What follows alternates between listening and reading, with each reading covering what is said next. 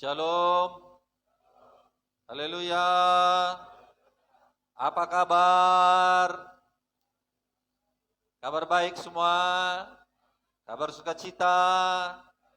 Puji Tuhan, puji Tuhan. Tidak lama lagi ya, tinggal berapa jam lagi ya, kita akan melewati tahun 2023 ini. Gampang bersyukur jikalau semuanya baik. Orang yang di rumah sakit sulit untuk bersyukur. Orang yang di dalam persoalan sulit untuk bersyukur. Beban hidup sulit untuk bersyukur. Apalagi yang jomblo, sulit untuk bersyukur.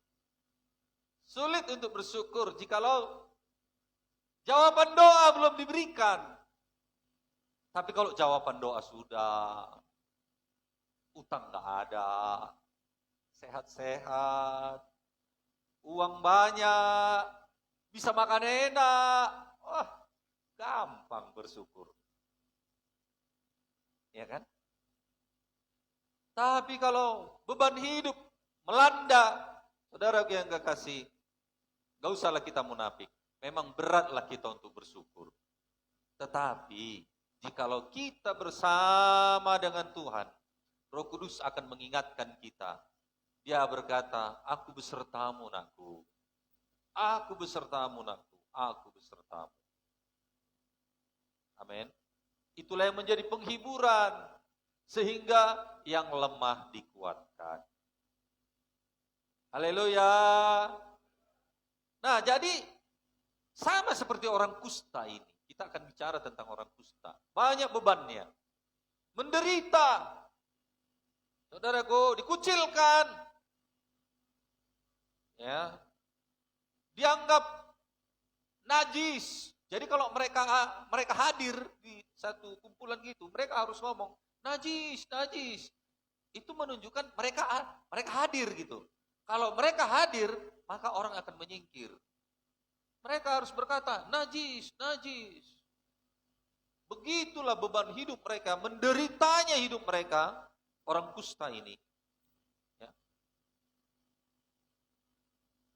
Saudaraku, penyakit kusta ini gak ada obatnya. Kalaupun ada obatnya, saudaraku yang kekasih, ya mungkin hanya untuk memperlambat saja ya. Memperlambat. Kusta. Busuk kakinya, busuk tangannya, digerogoti oleh virus. Telinganya kadang-kadang, giginya, hidungnya. Pernah saudara lihat orang kusta, hidungnya gak ada lagi? Pernah? Kalau di lampu-lampu merah, atau dulu saya melayani di Belawan, di Sicanang itu tempat orang-orang kusta. Jadi gak ada lagi sekarang. Kenapa? Karena orang kustanya berlarian semua. Gak mau dikurung di sana. Ada yang kadang hidungnya gak ada. Hidungnya gak ada tapi masih hidup. Ya, beberapa tahun yang lalu di lampu merah pun masih ada yang gak ada hidungnya. Ya, beberapa masih kita lihat gak ada jari-jarinya. Ya. Jempol kakinya kadang lepas, ya, terseret, kelingkingnya kadang terlepas. Jadi kalau ada jari kelingking di pinggir jalan, mungkin itu jari kelingking orang kusta. Kembalikanlah.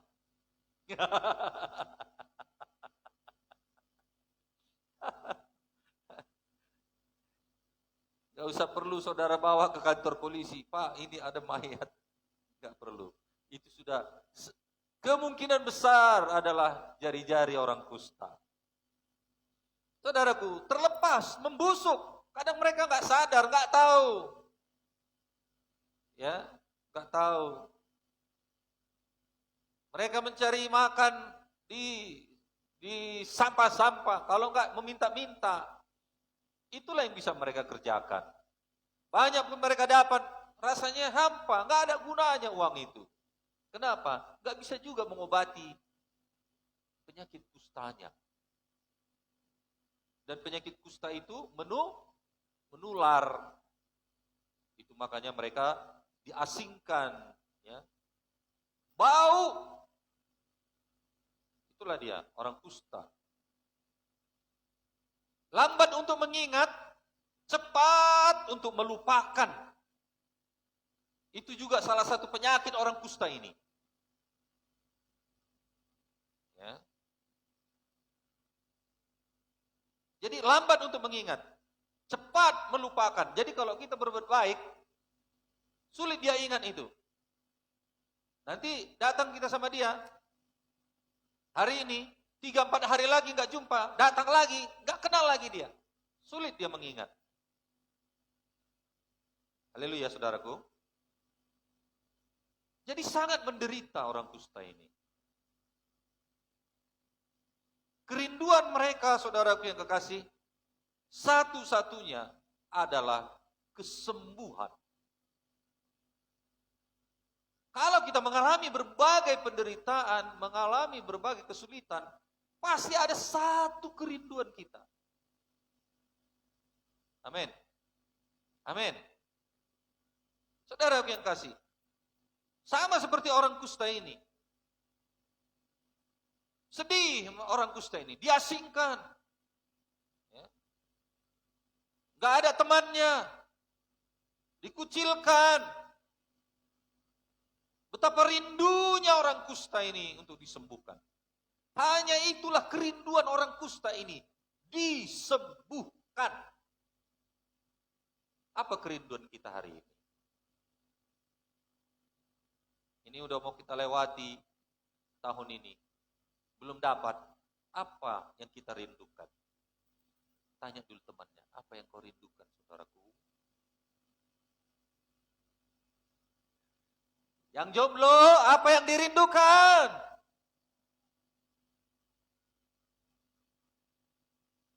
Adalah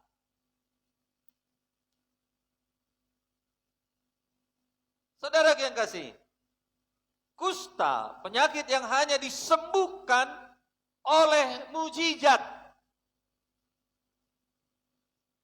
Cepat atau lambat orang kusta itu meninggal di dalam sakitnya. Sama seperti AIDS, HIV. Sebenarnya nggak ada obatnya HIV. Cepat atau lambat penyakit kusta, orang yang menderita penyakit kusta di seluruh tubuhnya, cepat atau lambat, saudaraku yang kasih, maka mereka akan meninggal dunia. Bukan cepat, bukan lambat ya. Lebih cepatnya orang kusta ini meninggal.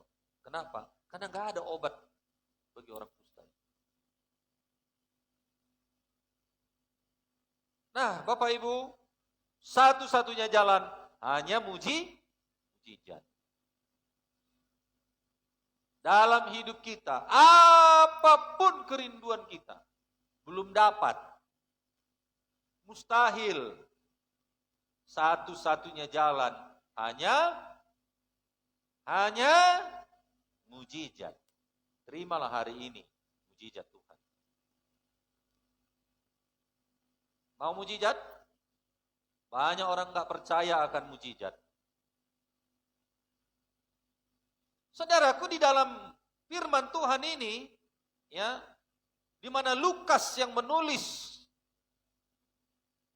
tentang kisah orang kusta ini, dia pun heran sebagai dokter, sebagai tabib. Ya, dia sadar betul, saudaraku, bahwasanya orang kusta itu nggak bisa disembuhkan. Dia sadar betul. Tetapi ini mereka datang kepada Yesus. Dan mereka sembuh. Amin. Mereka datang kepada Yesus dan menerima mujizat.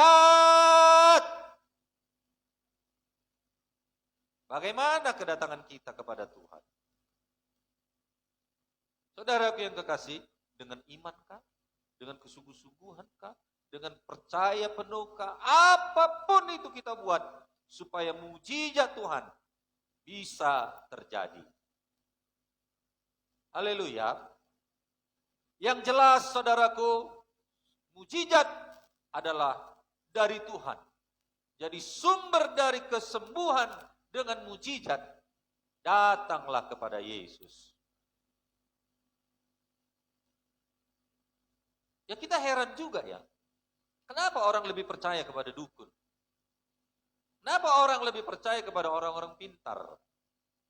Kenapa masih banyak juga orang, saudaraku percaya, saudaraku, kepada pengobatan-pengobatan alternatif? Padahal itu adalah tipuan iblis. Haleluya. Sama seperti penyakit kusta ini, bersumber dari dalam, membusuk keluar, saudaraku yang kekasih, itu melambangkan secara rohani, dosa itu dari dalam, ya, bisa membusuk, membuat seorang itu, saudaraku yang kasih, diperhamba oleh dosa, dan keluar sebagai orang berdosa. Tabiat-tabiatnya tabiat berdosa, saudaraku yang kekasih. Satu-satunya jalan, datanglah kepada Yesus. Haleluya. Ada yang gak bisa diobati dengan obat dunia ini. Secanggih apapun dokter, secanggih apapun obat, saudaraku, gak bisa menyembuhkan, gak bisa memberikan jawaban. Tetapi Yesus, dokter di atas segala dokter. Amin. Haleluya. Sama seperti penderita kusta yang mempunyai gambaran lahiriah mengenai permasalahan batinnya, demikian pula dosa adalah penyakit batin yang terungkap melalui perilaku, karakter seseorang, moral seseorang.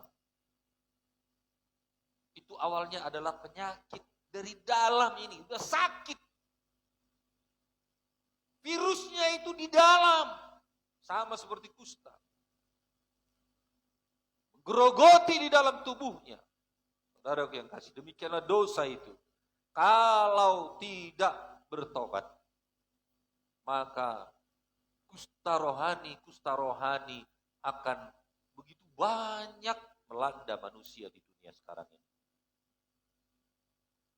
Haleluya.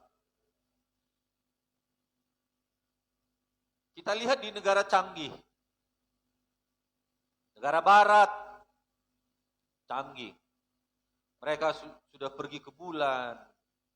Mereka sudah pergi ke mana lagi? Ke Mars.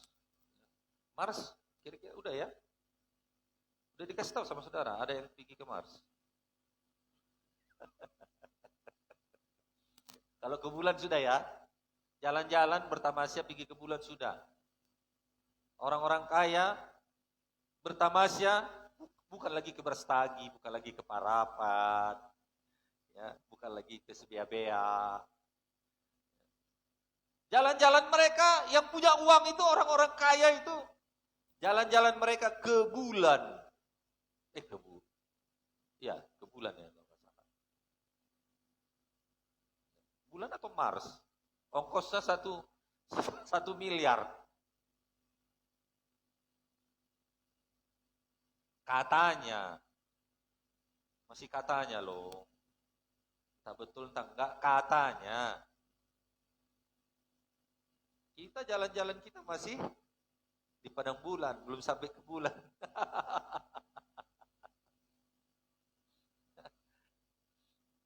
Tapi kehidupan mereka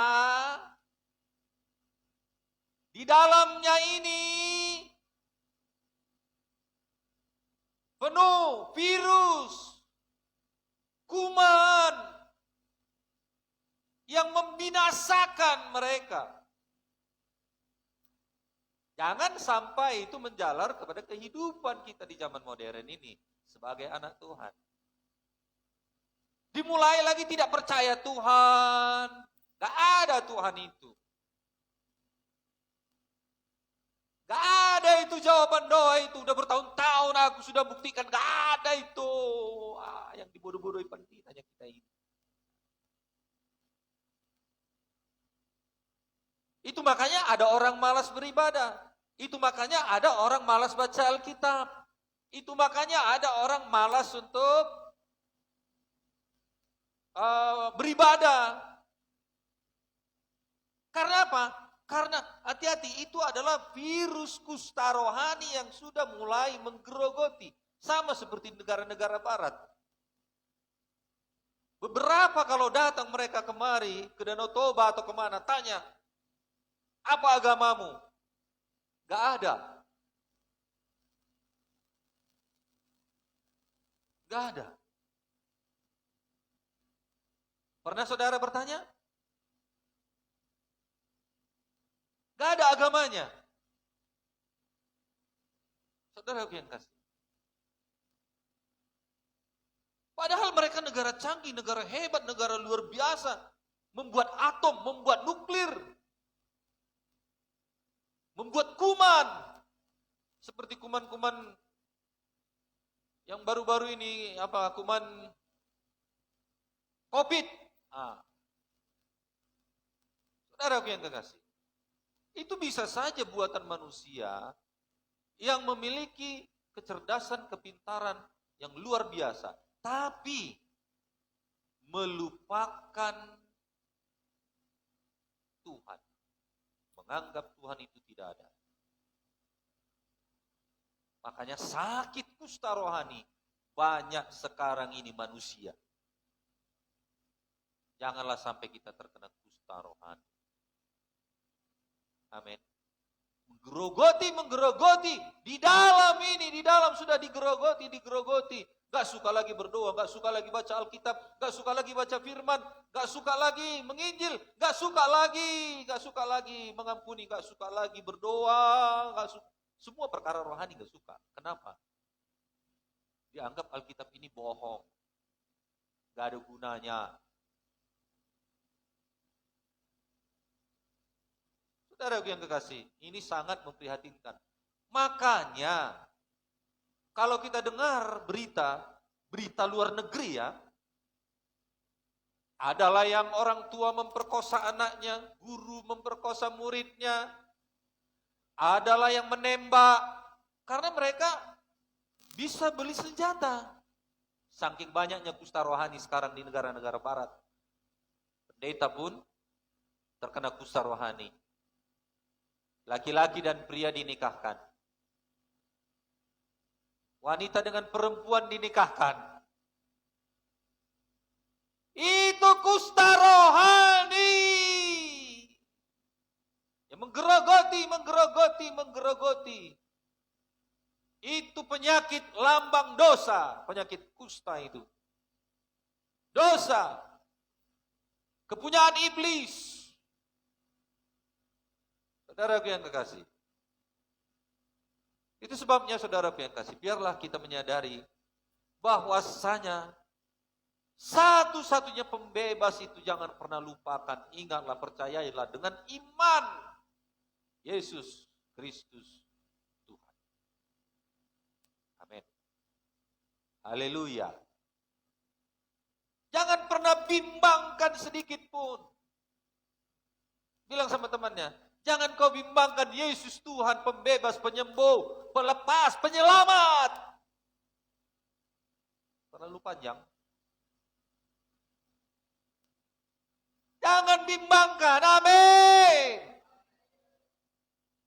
Banyak orang tidak bermoral di negara barat sana.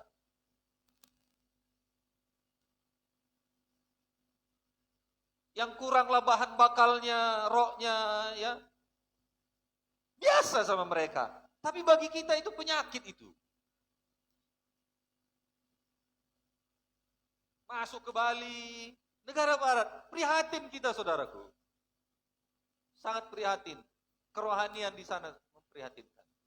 Berdoalah supaya saudara bisa pergi menginjil ke negara-negara barat. Amin.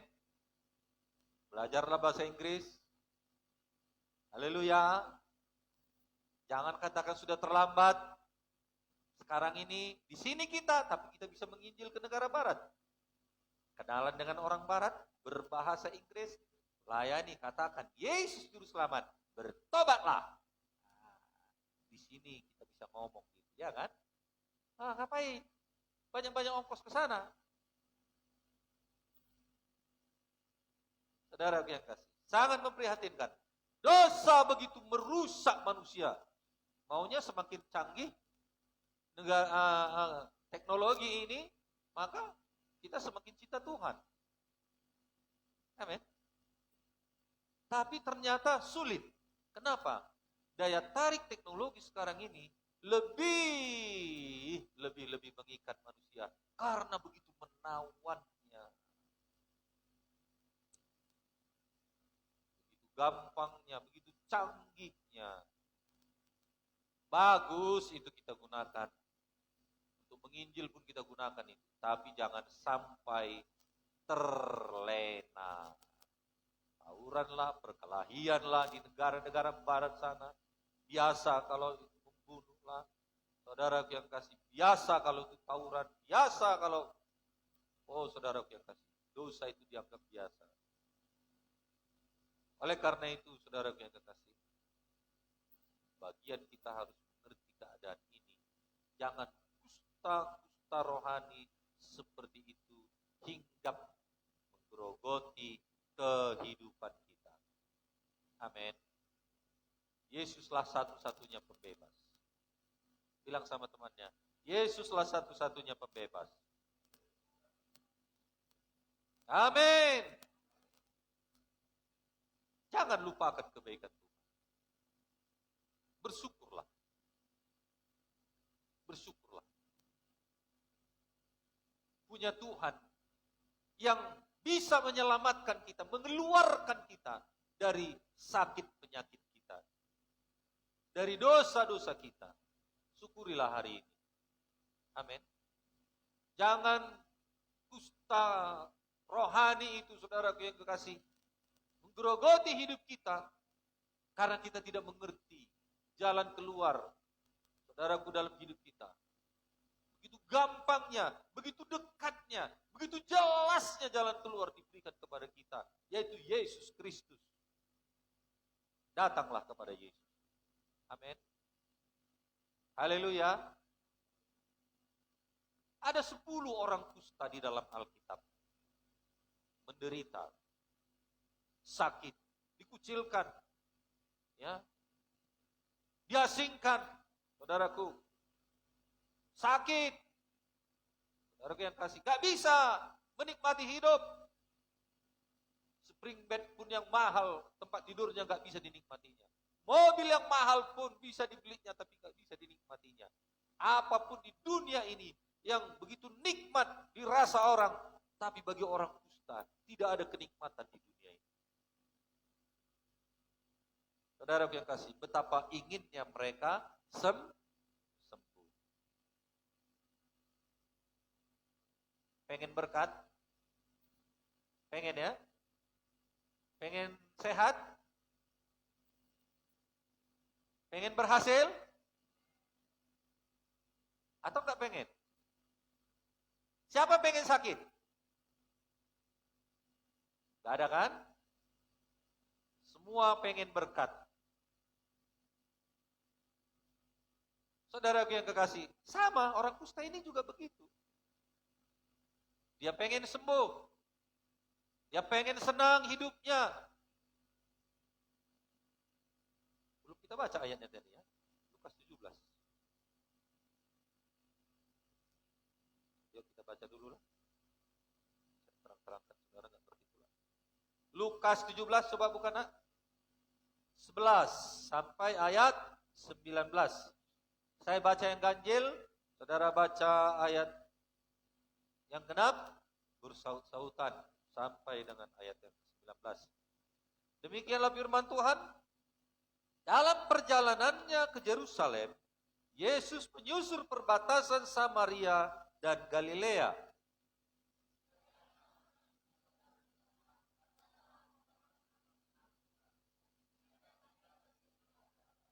dan berteriak, Yesus, Guru, kasihanilah kami.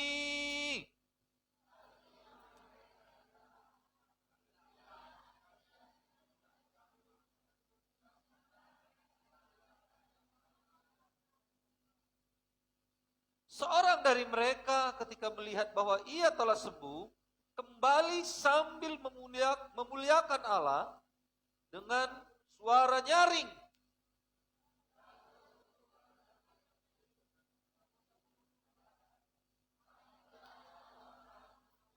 Lalu Yesus berkata, bukankah ke-10 orang tadi semuanya telah menjadi tahir?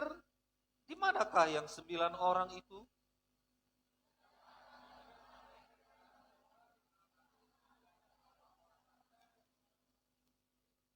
Lalu ia berkata kepada orang itu, berdirilah dan pergilah, imanmu telah menyelamatkan engkau.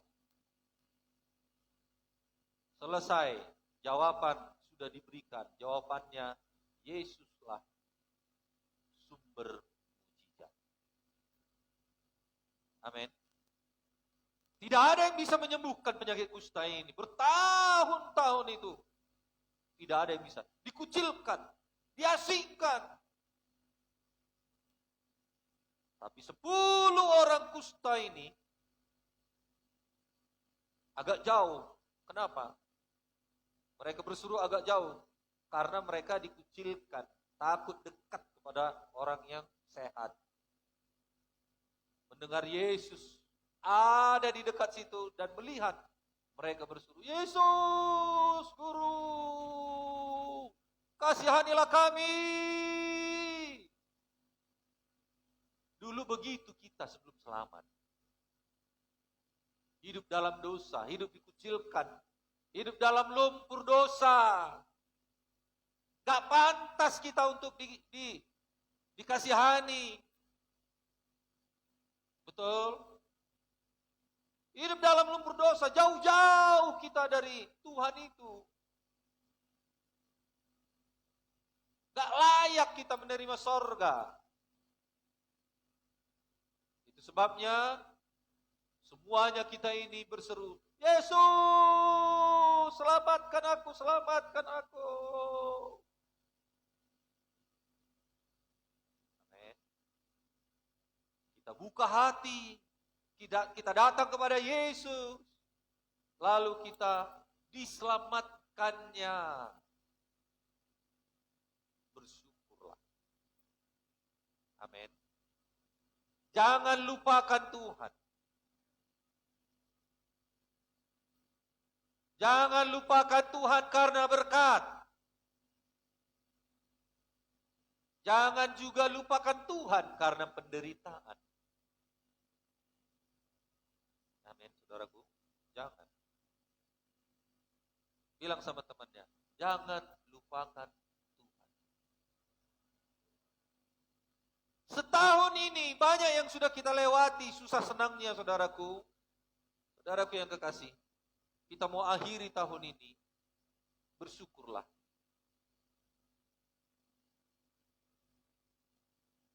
Banyak yang senang-senang di luaran sana, ngabisi gajinya yang sebulan.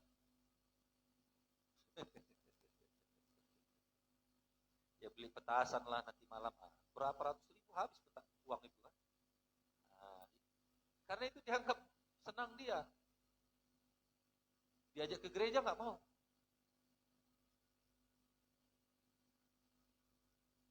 Tapi bukan berarti kawan-kawan kita yang pulang kampung tidak bersyukur. Amin. Jangan pula nanti saudara bilang, tahu bersyukur kau beri tolong Tuhan setahun ini, gereja tutup tahun pun enggak. Jangan. Haleluya. Ini firman Tuhan supaya kita bisa mengerti bahwasanya ucapan syukur itu apa? Ditunggu Tuhan. Ucapan syukur. 10 sembuh. Ya kan? Pantasnya mereka disembuhkan. Tetapi kalau sudah sembuh, datanglah. Amin. Kenapa cuma satu? Kenapa cuma kau yang datang? Mana yang 9 lagi?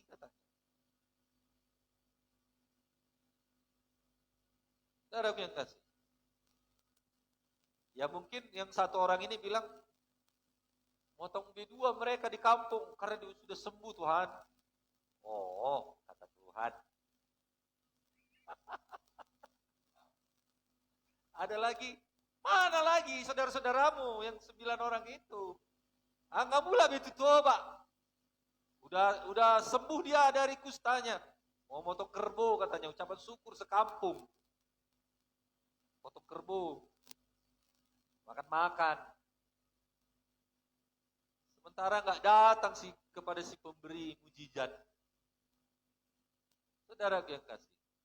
Memang orang kusta itu gampang melupakan. Tapi kan mereka sudah sembuh. Saya yakin mereka bukan karena lupa. Karena mereka menganggap sudah sekian lama sakit, pantas aku menerimanya. Pantas aku tunjukkan kepada semua orang. Gak salah. Haleluya. Gak salah. Baik yang mereka buat itu. Tapi Tuhan mencari mana? Mana yang 9 orang? Kawanmu itu mana?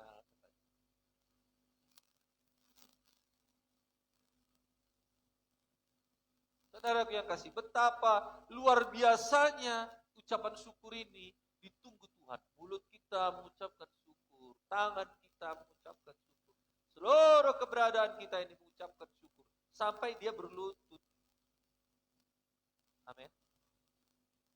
Tanda dia berterima kasih.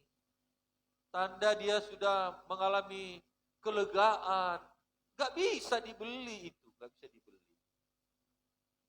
Apa yang gak bisa dibeli itu saudaraku? Mujizat hanya bersumber daripada Tuhan.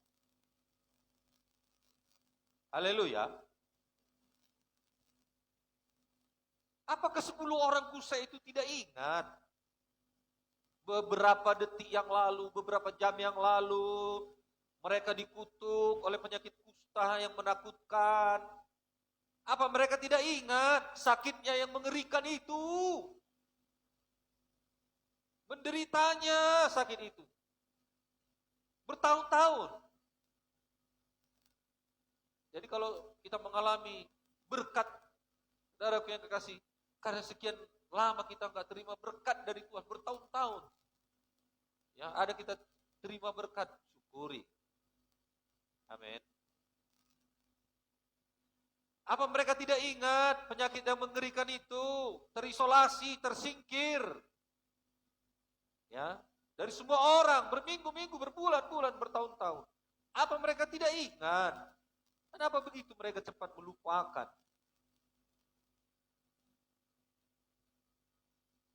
Haleluya.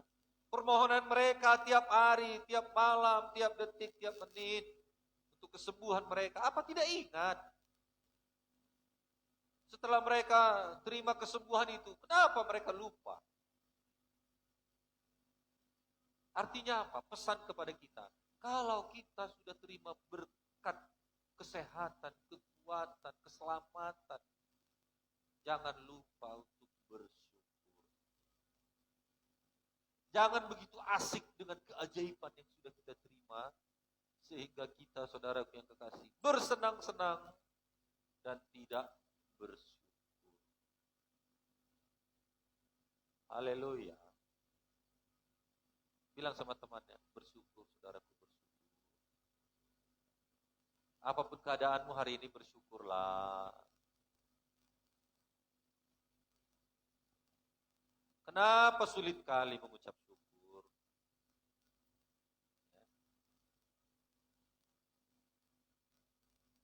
Nah, Bapak Ibu, seorang Samaria yang sudah biasa dianggap oleh orang Yahudi sesat dan kafir, justru orang yang kembali kepada Yesus itu, yang bersyukur itu orang Samaria.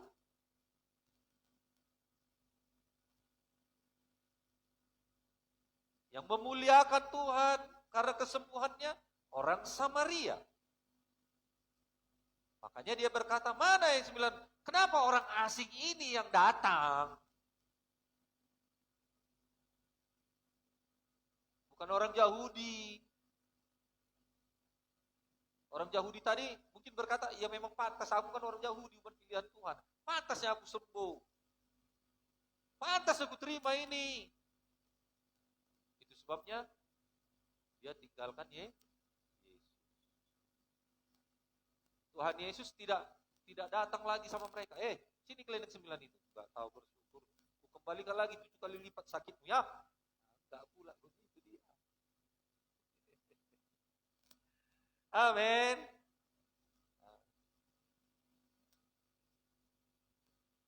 Tetapi satu orang itu berkata, pergilah, imanmu menyelamatkan engkau. Jadi saudaraku, kalau kita tahu bersyukur kepada Tuhan, Tuhan berkata, imanmu menyelamatkan engkau.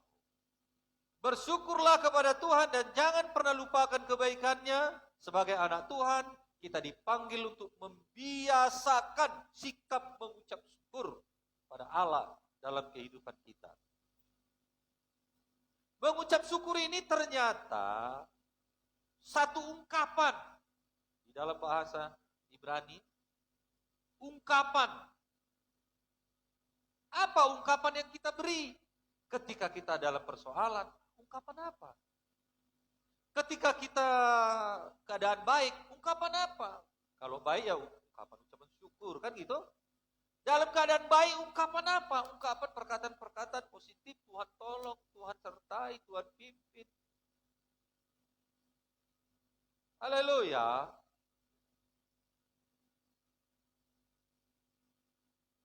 Itu sebabnya dalam segala keadaan Tuhan berkata, bersyukurlah.